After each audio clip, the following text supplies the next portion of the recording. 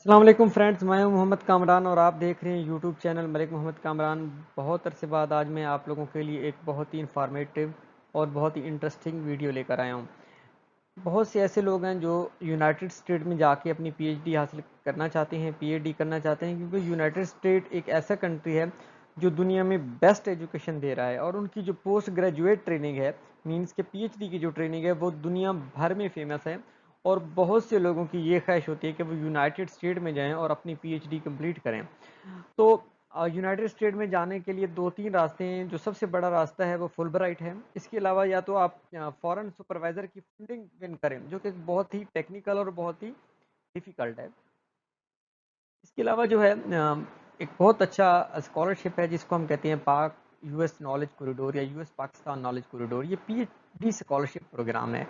आज मैं इस वीडियो में बताऊंगा कि आपने कैसे क्रैक कर सकते हैं इसको, और आपके लिए इसके लिए क्या क्या चीज़ें ज़रूरत होती हैं और किस तरह से, क्योंकि ये एक ऐसा स्कॉलरशिप है मेरे ख्याल में, अगर आप थोड़ी सी लगन हो, आपकी थोड़ी सीवी अच्छी हो, एक दो अच्छी पब्लिकेशंस हो, और आपको जानकारी होनी चाहिए कि पब्लिकेशंस क्या होती हैं, रिसर्च क्या होता है, तो आप इसको आसानी से अवेल कर सकते हैं। फुलब्राइट एक बड़ा ही मुश्किल है, और इसके अलावा सुपरवाइजर की फंडिंग विन करना भी बड़ा मुश्किल है। तो ये इन तीनों से इजी है, मगर फुलब्राइट जितना ही इसका बेनिफिट है।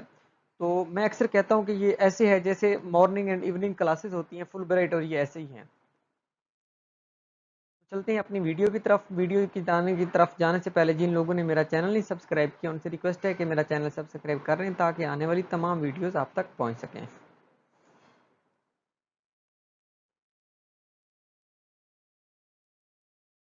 तो आज की वीडियो में जो हम टॉपिक्स कवर करेंगे वो उसमें जो है what is US Pakistan knowledge corridor PhD scholarship programme है, हाउ कैन वी अवेल, हम इसको अवेल कैसे कर सकते हैं। इसके अलावा कैटेगरीज क्या हैं इस स्कॉलरशिप्स की, मीन्स कि किस यूनिवर्सिटी में आपको एडमिशन लेना है, अगर एडमिशन लेना है तो क्या शर्त होती है, और इसके अलावा what are the shortcuts to crack the scholarship. Shortcuts कौन से हैं, क्योंकि भी है लेकिन उसके बाद आपको स्मार्ट वर्क भी करना पड़ता है। सक्सेस जो है स्मार्ट वर्क पे बहुत ज़्यादा डिपेंडेंट होती है। इसके अलावा जो लोग क्वेश्चंस करते हैं बार बार, ये कैसे, उसको भी हम डिस्क्राइब करेंगे। तो सबसे पहले इंट्रोडक्शन कि ये है क्या। अकॉर्डिंग टू प्लान, ये प्लान है कि 10,000 पाकिस्तानी स्कॉलर जो हैं यूएस की यूनिवर्सिटियों में जाएंगे अगले 10 साल में। आप इस तरह कह लें कि एक साल में 1,000 स्टूडेंट यूएसए में जाएगा अपनी पीएचडी कंप्लीट करने, और देन वो वापस आएगा और एटलीस्ट 5 इयर्स पाकिस्तान में सर्व करेगा। और इसमें जितने ही सब्जेक्ट हैं सारों को प्रायोरिटीज दी गई है। Phase 1 of the plan approved in CNEC on January 2017 and revise later 2020, और फिर 2020 में वो जो है इसको रिवाइज किया गया, और 1,000 पाकिस्तानी आप तक पहुंच चुके हैं यूएसए में। और जो करंटली चल रहा है वो है PhD scholarship under US Pakistan knowledge corridor phase 1 जो है चल रहा है, लेकिन ये रिवाइज हुआ है 2020 में। अब इसके मेन ऑब्जेक्टिव्स क्या हैं, to significantly increase the number of quality of faculty in higher education. जब आप यूएसए में जाएंगे, जब यूएसए से ट्रेनिंग कराएंगे, ऑटोमेटिकली बात है आपकी क्वालिटी ऑफ एजुकेशन, फैकल्टी की जब क्वालिटी ऑफ एजुकेशन ट्रेनिंग अच्छी होगी तो आपकी भी अच्छी होगी। एक बात हमेशा याद रखें, जो अगर कभी आपको एक्सपीरियंस हुआ है किसी ऐसे सुपरवाइजर के पास रिसर्च करने का जो यूनाइटेड स्टेट से पढ़कर आया है, वो दूसरे फैकल्टी मेंबर की निस्बत बहुत ज़्यादा स्ट्रिक्ट होगा, और वो कभी भी रिसर्च पे और पे कंप्रोमाइज नहीं करेगा, क्वालिटी पे वो कंप्रोमाइज नहीं करेगा, और वो बहुत ही हार्ड वर्क कराएगा आपके, क्योंकि उसने ये हार्ड वर्क किया हुआ है, उसकी ट्रेनिंग इसी तरह से दी हुई है। जैसे जो मैंने जिनके पास रिसर्च की है, there they had done post doc in the, मेरी जो सुपरवाइजर थी उन्होंने पोस्ट डॉक की हुई है यूनिवर्सिटी से, यूएसए की, अंडर फुल ब्राइट। सो उनका जो क्राइटेरिया था वो अदर सुपरवाइजर से बहुत डिफरेंट और स्ट्रिक्ट था। मेरी लर्निंग भी उतनी ही ज़्यादा हुई है एज़ कम्पेयर टू मेरे अपने क्लासमेट्स, क्योंकि मेरी सुपरवाइज़र ने मुझे जो लर्निंग का तरीका था उनका वो थोड़ा सा स्टिक था, बट मैं फ्यूचर के लिए बहुत कमाल था, और I should appreciate for efforts. इसके अलावा to enhance the research and academic capacity of higher education institute of Pakistan by providing trained man power who will improve the quality of instruction and do the innovative research. Cutting edge research का एक word use करते हैं।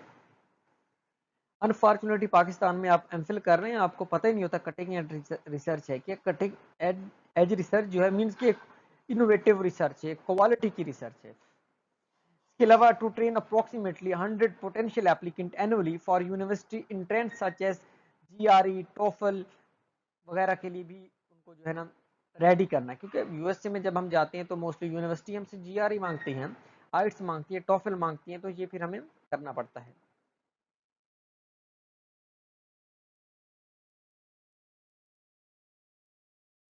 तो अब हम आ जाते हैं scholarship की कैटेगरीज कितनी हैं।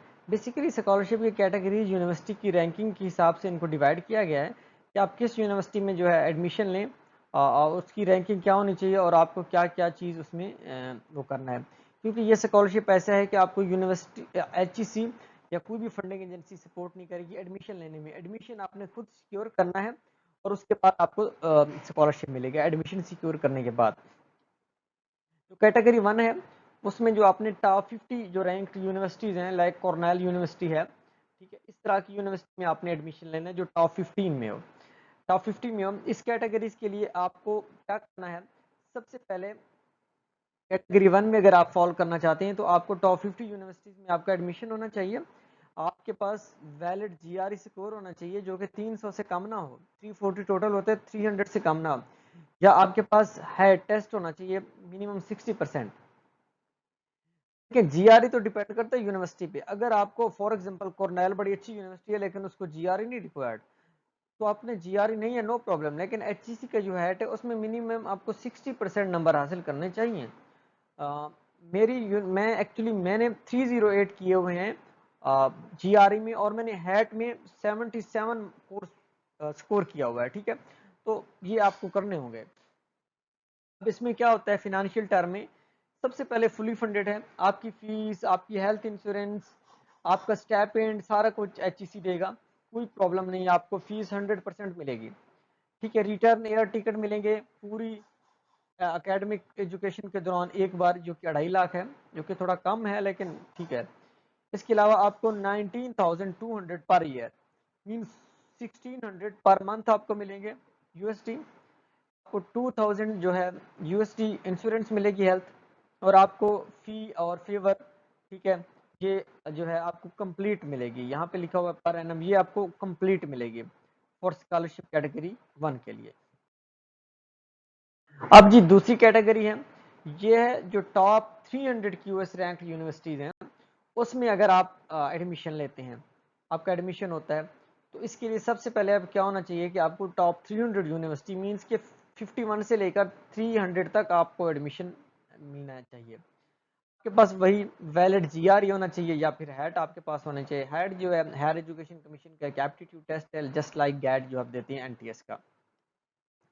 इसमें आपको फाइनेंशियल टर्म में क्या मिलेगा, जो है वही 19,200 मीन 1600 पर मंथ, और इसके अलावा हेल्थ इंश्योरेंस 2000, आपको फीस यहाँ पे अप टू 12,000 मिलेगी। फॉर एग्जांपल मैं आपको बताता हूँ कि मैंने एक यूनिवर्सिटी में अप्लाई किया, ओयू स्टेट यूनिवर्सिटी, जिनकी फीस थी 36,000। तो मैंने उनको कहा कि मुझे 12,000 मिल रहा है, मुझे बाकी आपको मुझे वेवर देना पड़ेगा बाकी का। तो ये अब अगर आप पे डिपेंडेंट है, आपकी सीवी कितनी है, आपका सुपरवाइजर अगर फोर्स करे यूनिवर्सिटी को कि मुझे इसको रखना है, तो देन वो जो है आपको वो फीस फेवर करा के दे सकते हैं। HEC 12,000 देगा। इसके अलावा रिटर्न एयर टिकट है जो 2.5 लाख है, पूरे स्कॉलरशिप में मिलती है। थर्ड कैटेगरीज है, ये थोड़ी टेक्निकल है लेकिन ये बड़ी मजे की है। इसमें एक चीज मैं आपको बताऊंगा वो बड़ी इंटरेस्टिंग है, वो बड़ी अट्रैक्टिव है। कैटेगरी 3, इसमें आपको एडमिशन लेना है लेकिन ट्यूशन फी के बगैर, ट्यूशन फी आपको 100% माफ करानी है। इस कैटेगरी के लिए जीआरई नहीं रिक्वायर्ड, लेकिन हाँ अगर तो यूनिवर्सिटी की रिक्वायरमेंट है जीआरई तो आपको देना पड़ेगा एडमिशन लेने के लिए। अगर यूनिवर्सिटी की रिक्वायर्ड नहीं है तो देन आपको नहीं देना पड़ेगा, आपको हेड टेस्ट भी नहीं देना पड़ेगा।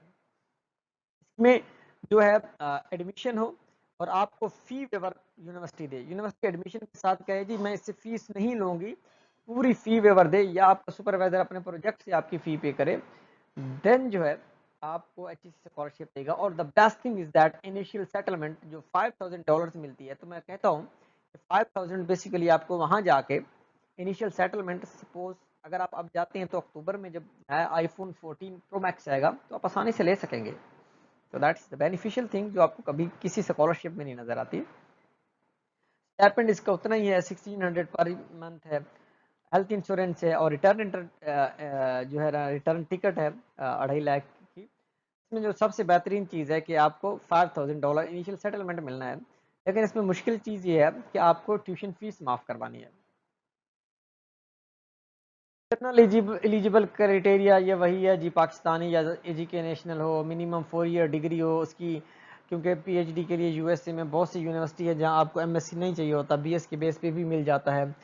और इसके अलावा आपकी second division, minimum 2 second division हो, थर्ड डिवीजन ना हो, ठीक है। कैटेगरी 1 में आपको 50 के लिए, कैटेगरी 2 में टॉप 300 में, कैटेगरी 3 के लिए आपको फी वेवर चाहिए। मिनिमम एज इसकी है कि जी 35 ईयर्स है, और अगर वो रिसर्च डेवलपमेंट में या किसी यूनिवर्सिटी में जॉब कर रहा है देन 40 ईयर तक चल जाता है, ठीक है। इसके अलावा कोई और स्कॉलरशिप ना अवेल कर रहा हो, और इसके अलावा पीएचडी डिग्री पहले से ना कर चुका हो। जी, अब प्रॉब्लम यह है कि हमने किस तरह से एडमिशन लेना है, पोजीशन को क्रैक कैसे करना है, जो टेक्निकल चीज जो है एडमिशन लेना है। पहले जो होते थे मेरे ख्याल में आज से 3 इयर्स की बात करें तो एडमिशन यूनिवर्सिटी देती थी। जैसे फुल ब्राइट है, आपने फुल ब्राइट विन करना, यूनिवर्सिटी आपको कहीं ना कहीं प्लेसमेंट देगी। लेकिन यहाँ पे सिनेरियो डिफरेंट है, आपने अपनी मर्जी से यूनिवर्सिटी सेलेक्ट करनी है और उनके क्राइटेरिया पे पूरा उतरना है, और देन आपने स्कॉलरशिप सिक्योर करना है। सबसे पहले सूटेबल प्रोफेसर ढूंढें या लैब ढूंढें जो आपकी रिसर्च एक्सपर्टीज से मैच करती हो। इसके बाद प्रोफेसर को ईमेल करें और उसमें मेंशन करें कि जी मैं यूएस पाकिस्तान नॉलेज कॉरिडोर के तहत आपके पास आना चाहता हूं। अब फॉर एग्जांपल जैसे मैं लिखता था, my name is Mohammad Kamran and I am from Pakistan and I am applying for US Pakistan knowledge corridor. आगे मैंने लिंक दे दिया, then I want to express the utmost interest of PhD in your university under set scholarship, और फिर मैं उसका scholarship का link दे देता हूँ, ठीक है। मैं 3 दिन तक वेट करता हूँ, रिप्लाई आ गया positive negative all right, otherwise अगर रिप्लाई नहीं आया तो देन मैं उसको रिमाइंडर भेजता हूँ। रिमाइंडर में मैं क्या करता हूँ, मैं थोड़ा सा स्कॉलरशिप को एक्सप्लेन कर देता हूँ कि जी अगर उसने लिंक नहीं खोला, उसको नहीं समझ आ रही, तो मैं स्कॉलरशिप को एक्सप्लेन कर देता हूँ। तो उसको कहता हूँ, मैं लिखता हूँ reminder, professor, for your kind information, I have contacted you a few days ago concerning your willingness to accept me as your PhD student under your kind supervision in your university under US Pakistan Knowledge Corridor PhD scholarship program. फिर आगे link, in said fellowship HEC will grant me 5000 initial settlement। अगर category 3 है तो आपने ये category wise जो है उसको मॉडिफाई करना है। $2000 per year as health insurance and 1.6 thousand 1.6 thousand means $1600 as a monthly stipend, and described based of the category कि जी कौन सी कैटेगरी में कैसे, ठीक है। क्वेश्चंस जो हैं कहते हैं जी do not send email to all the professor in the same department at a same day. मैं इससे डिसएग्री करता हूं। मैंने यूएसए की वेबसाइट्स में देखा है, यूनिवर्सिटीज की वेबसाइट पे देखा है, उन्होंने वहां पे लिखा हुआ है कि आप एक प्रोफेसर को ईमेल ना करें, आप at a time 3 to 4 professor को ईमेल करें, और देन आपको जो रिस्पॉन्स दें उनको आप उनमें से जो आपको सूट करे उसको आप रिप्लाई करें। कि जरूरी नहीं है जो प्रोफेसर आपकी एक्सपर्टीज से मैच कर रहा है उसके पास प्लेस भी हो, समटाइम्स उसके पास लैब में जगह ही नहीं होती। सेम इसी तरह से मैंने एक यूनिवर्सिटी में 4 प्रोफेसर को ईमेल किया और उन चारों ने मुझे एक साथ रिप्लाई किया, और उन्होंने दो ने कहा हमारे पास प्लेस नहीं है, दो ने कहा हमारे पास है, और दोनों ने कंबाइन होकर मेरा इंटरव्यू किया और देन मुझे उन्होंने फाइनलाइज किया। तो 12 लोग कहते हैं जी ना करें। मेरे ख्याल में यूरोप और चाइना में ये चीज से अवॉइड करना चाहिए एज फॉर माई एक्सपीरियंस। तो वो कहते हैं जी अगर एक प्रोफेसर नहीं दे रहा तो रिमाइंडर भेजें और देन नेक्स्ट प्रोफेसर को अप्रोच करें, इस तरह से चलें। इसमें best time to get admission है, मतलब एडमिशन लेने का टाइम क्या होता है। अगर तो आप फॉल में जाना चाहते हैं, मगर अगर मतलब कि अगर आप जो है अगस्त में जाना चाहते हैं यूएसए, देन आपको एडमिशन सिक्योर करना है 31 जनवरी से पहले पहले, क्योंकि 31 जनवरी से पहले आप एडमिशन सिक्योर करेंगे, फिर एचईसी को भेजेंगे, HEC कम से कम 2 महीने लगाएगा, जनवरी और फेब और मार्च में वो आपको प्रोविजनल अवार्ड लेटर देगा।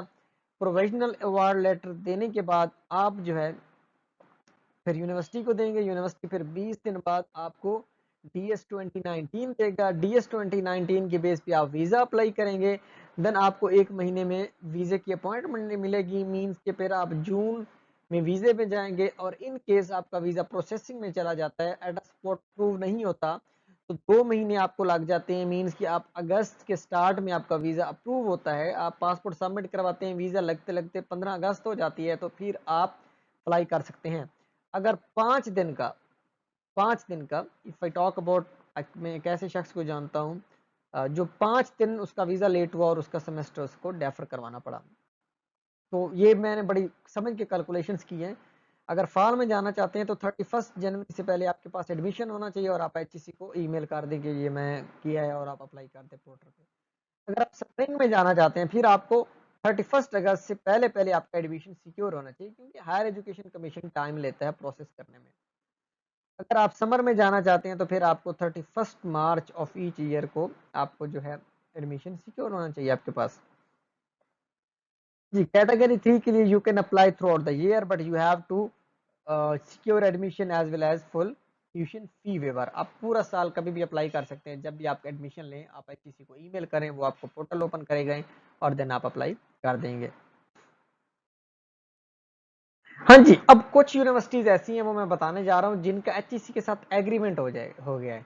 जैसे वहां आप प्रोफेसर अप्रोच करेंगे, अगर प्रोफेसर विलिंग होगा ऑटोमेटिकली आप फी आपकी वेव हो जाएगी, क्योंकि एग्रीमेंट हो गया है। और बहुत अच्छी अच्छी यूनिवर्सिटीज हैं, बट वहाँ पे अनफॉर्चुनेटली कुछ डिपार्टमेंट्स नहीं है। लेकिन फिशरीज के लिए मैंने बड़ा सर्च किया तो मुझे वहाँ पे कोई नहीं मिले, then I have to move another university. उसमें सबसे पहले है, इनमें मैं बताता चलूँ कि highest chance of your selection if you found relevant supervisor as these universities have signed agreement with HEC। ये है यूनिवर्सिटी ऑफ ह्यूस्टन टेक्सास, बड़ी कमाल की है, मेरी एक क्लास फेलो यहाँ पे गई हुई है। यूनिवर्सिटी ऑफ डेलवेयर, इसके अलावा यूनिवर्सिटी ऑफ गॉर्जिया, इसके अलावा Ohio University, North Western University, North Dakota State University, इसके अलावा Boise University, Georgia State University, North Carolina State University. ये बड़ी अच्छी यूनिवर्सिटी है और इनके साथ HEC का एग्रीमेंट है। अगर HEC की वेबसाइट पे जाएं तो ये सारा प्रोसीजर दिया हुआ है इनकी यूनिवर्सिटी में, किस तरह से आपने क्या करना है। फ्रिक्वेंटली आस्क्ड क्वेश्चन जी, जो लोग बहुत ज्यादा पूछते हैं क्वेश्चन, उसमें क्या है, if what if tuition and fee of university of category scholarship is more than USD 12,000, क्योंकि HEC स्कॉलरशिप देता है कैटेगरी 2 के लिए $12,000 देता है। तो अगर $12,000 से ज्यादा फी हो तो देन क्या होगा जी, क्या हो गई, फिर क्या होगा, HEC 12,000 से ज्यादा नहीं देगी। फॉर एग्जाम्पल मैंने पहले बताया ओहियो स्टेट की जो फीस थी वो $36,000 थी, तो HEC ने मुझे कहा 12 हम देंगे, 36 में से 24,000 आपको वेव ऑफ करानी है। HEC 12,000 से ज्यादा नहीं देगा पर ईयर, वेव ऑफ करानी है। वेव ऑफ होगी, आपको लेटर मिलेगा, आप इस कैटेगरी में फॉल करेंगे। क्वेश्चन जो बहुत ज्यादा लोग पूछते हैं, may I apply for category 2 scholarship without having admission offer tuition fee waiver, दोस्त जो कि QS रैंकिंग 2 में, वो कह जी मैंने कहा कि QS रैंकिंग 3 में आप किसी भी टाइम अप्लाई कर सकते हैं, सॉरी कैटेगरी 3 में। कैटेगरी 2 में अगर आप अप्लाई करना चाहते हैं तो आपके पास जो है वैलिड जो है वो होना चाहिए, एडमिशन सिक्योर होना चाहिए। इसके अलावा जो लास्ट डेट है पाकिस्तान US नॉलेज कॉरिडोर के लिए, हम हर साल अगर तो आप फॉल के लिए करना चाहते हैं वो May 30 है, अगर आप सितंबर के लिए करना चाहते हैं, अगर आपने स्प्रिंग के लिए करना है तो वो 30 सितंबर तक, ठीक है। तो उसके लिए आप वो कर सकते हैं, मीन्स कि मैंने जो डेट दी है मैंने तो बहुत अर्लीस्ट डेट दी है, लेकिन लास्ट डेट ये है। फॉर एग्जांपल आपने सॉरी फॉल में जाना है, मतलब अगस्त में जाना है, तो 30 मई से पहले पहले आपने HEC को डॉक्यूमेंटेशन पूरी करके देनी है। बट अगर 30 मई तक करेंगे तो आपका बहुत वीजा लेट हो जाएगा, आप जाएंगे स्प्रिंग में ही, तो इसलिए एज अर्ली एज पॉसिबल आप प्रोसेस करके फेब के स्टार्ट में आपकी एप्लीकेशन HEC के पास पहुंच जानी चाहिए। इस तरह से अगर आप स्प्रिंग में जाना चाहते हैं तो HEC कहते हैं 30 सितंबर तक मेरे हमारे पास सारा कुछ आ जाए, लेकिन मैं आपसे ये कहता हूं कि 30 सितंबर से पहले पहले आप प्रोसेस करें। अच्छा, उससे है कि जी प्रोविजनल अवार्ड लेटर के लिए क्या क्या चाहिए होता है। जी प्रोविजनल अवार्ड लेटर के लिए कैटेगरी 1-2 के लिए आपको क्या क्या चाहिए, एक जो आप क्राइटेरिया पे पूरा उतरे, आपको एक एडमिशन लेटर चाहिए, ऑफिशियल एक्सेप्टेंस लेटर नहीं, सुपरवाइजर का एक्सेप्टेंस नहीं, ऑफिशियल लेटर। और ऑफिशियल एडमिशन लेटर के लिए आपको आइट्स भी देना पड़ जाता है, आपको डुलिंगो भी देना पड़ जाता है, कोई कोई आपसे टॉफिल भी लेते हैं। ये आपका हेडेक है, आपने इसको टाइम से पहले ये चीजें करनी है, ये थोड़ी टेक्निकल है बस। इसके अलावा यूनिवर्सिटी की जो टोटल कास्ट है वो, इसके अलावा जो है फॉर्मल यूनिवर्सिटी प्रोफेसर, अगर आप थर्ड कैटेगरी में है तो फिर उसको ये भी होना चाहिए कि सेकंड में है तो कि हम $12,000 से एक्स्ट्रा फीस भी देंगे। इसके अलावा उसके साथ सारी ट्रांसक्रिप्ट और मोस्टली जो है, अगर मैं डॉक्यूमेंटेशन की बात करूं तो वो मैं आगे जाके बताता हूँ इसको। और वैलिड GRE हो, अटेस्टेड कॉपी ऑफ CNSE हो, पासपोर्ट हो, डोमिसाइल हो, जितने भी डॉक्यूमेंट्स हैं सारे हों और उनके ओरिजिनल और कॉपीज भी अटेस्टेड हों। मैट्रिक और FSC जो है BCCI से, और जो हायर डिग्री है आपकी HEC से अटेस्टेड हो, उनकी कॉपीज भी अटेस्टेड हो। रिसर्च प्रपोजल होना चाहिए, एक अपडेटेड CV होनी चाहिए, कंटेक्ट डिटेल होनी चाहिए जहाँ आप जा रहे हैं जिस सुपरवाइजर के पास जाएं, कॉपी ऑफ एडमिशन एप्लीकेशन होनी। कैटेगरी 3 के लिए भी यही चीजें होनी चाहिए, लेकिन कैटेगरी 3 के लिए एक ये है कि आपके पास लेटर होना चाहिए। कौन सा लेटर होना चाहिए? जिसमें आपको ये शो कर रहा हो कि आपकी फीस वेव ऑफ होगी या सुपरवाइजर पे करेगा यूनिवर्सिटी आपसे। हाँ जी, अब रिक्वायर्ड डॉक्यूमेंट्स जो हैं मैं बताता चलूँ, ये बड़ा इंपॉर्टेंट है, ये आपके रेडी होनी चाहिए। मैट्रिक एंड FSC की डिग्री हो, IBCC से फोटो कॉपीज भी, ओरिजिनल भी, और BS MSc MPhil जो भी है आपका वो HEC से अटेस्टेड हो, फोटो कॉपीज और ओरिजिनल, आपका डोमिसाइल होना चाहिए, आपका ID कार्ड होना चाहिए, आपके रिसर्च प्रपोजल होना चाहिए जो कि सुपरवाइजर के साइन के साथ होना चाहिए।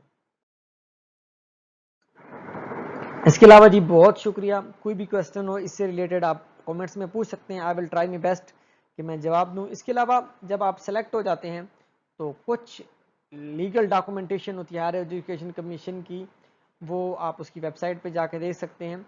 वो कोई इतनी मुश्किल नहीं है, बड़ी आसान सी है, बस आपको बॉन्ड साइन करना होता है कि यू विल बैक। सारा प्रोसेस मैंने बताया। आई होप आपको मेरी वीडियो पसंद हो आई होगी। नेक्स्ट वीडियो तक के लिए अल्लाह हाफिज़।